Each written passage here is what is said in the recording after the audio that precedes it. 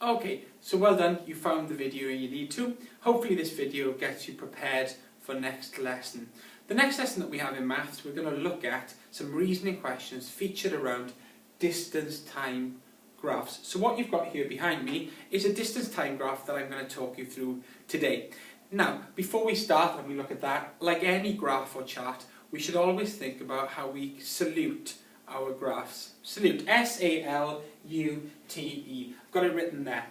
I'm going to talk you through each letter and how it applies to our graph on the board, starting with T for title. This graph is going to show me on my daily run. And when I say daily, I mean weekly. And when I say weekly, I mean I never run. But anyway, if I did, this graph is a distance time graph to show Mr. Lear's run and happy face to represent the fact that I don't like running at all. The next letters we're going to look at, we'll look at in a block, and we'll look at A for axes, L for label, and U for units. Now we've got a vertical axis and a horizontal axis on our graph. The vertical axis has a label which is distance from start.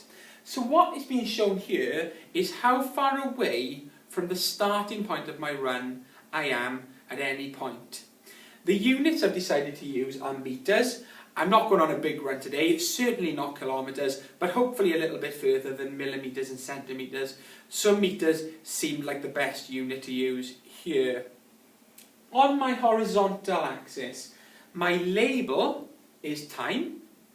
It's showing what happens on my run as time passes by, and the unit I've chosen to use is seconds, although based on my last few runs, probably minutes or hours may have been more suitable, but we'll see how we get on.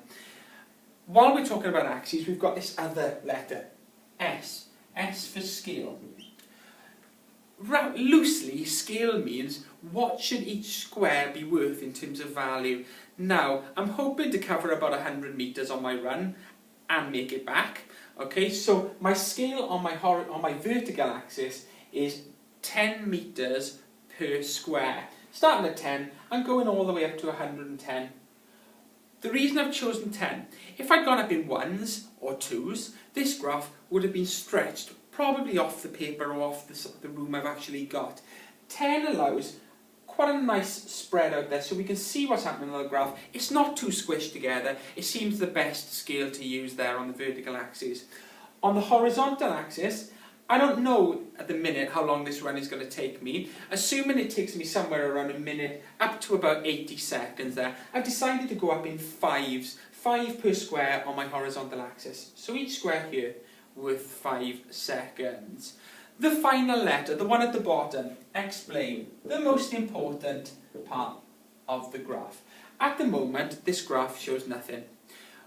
By drawing on here, hopefully I'm going to tell the story of my run today. And I'm going to talk you through the features of it as we go along.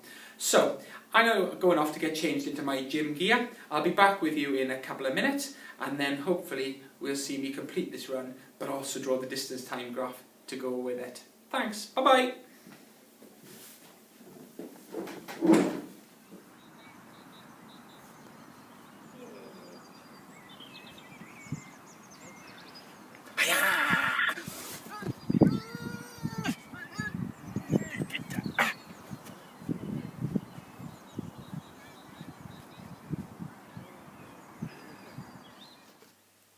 So, we're going to look at this workout in 5 parts, then pause the video to see how the graph reflects each section. Section 1 is playing now. I'd ask you not to laugh.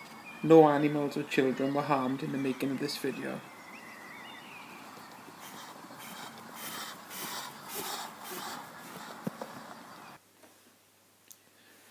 So, what we saw there is me attempting to run. The straight line shows me running at a constant speed away from my starting point until I reach 60 metres in a time of 10 seconds. This is my run section.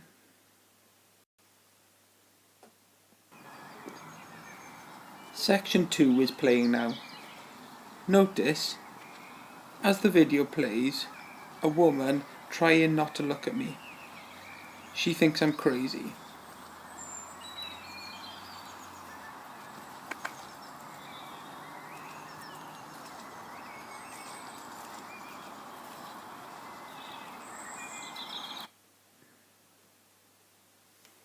Okay, there my pace had slowed down to a walk. The line is less steep than when I was running, reflecting me covering less distance as time passes. See, I'm continuing in a direction away from my start, and this 40 meters has taken me 20 seconds to walk. This is my walk section. Like all good runners, I need a drink and a sit down. This is what I'm doing now.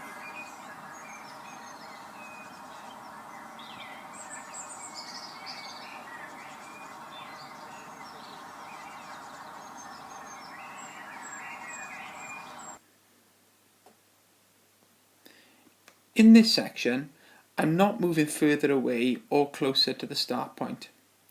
The horizontal line on the graph shows this.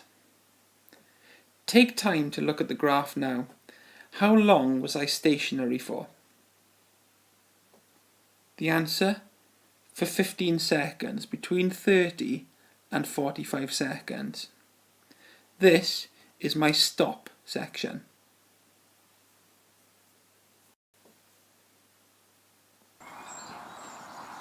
Now comes my bleep test. 5-second bursts, back towards the start, then in the opposite direction.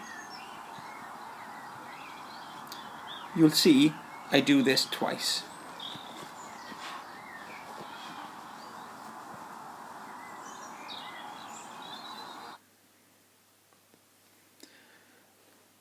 The zigzag lines shown on the graph reflect my change of direction every 5 seconds. This is my bleep test section.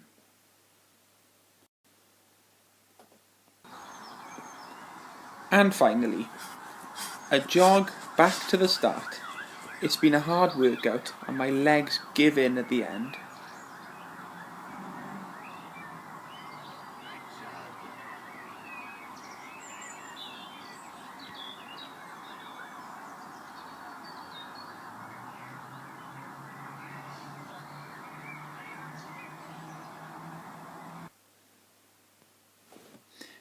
The line on the graph is in the opposite direction to my first few lines, showing that I'm returning to the start of the race.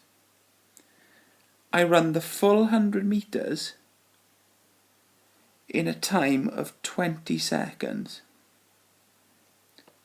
finishing my workout in a total time of 85 seconds. This is my return to the start section. And that is that. Rewind back and watch any bits you haven't understood and be ready to apply what you have learned in the next lesson. Thanks for watching. Bye bye.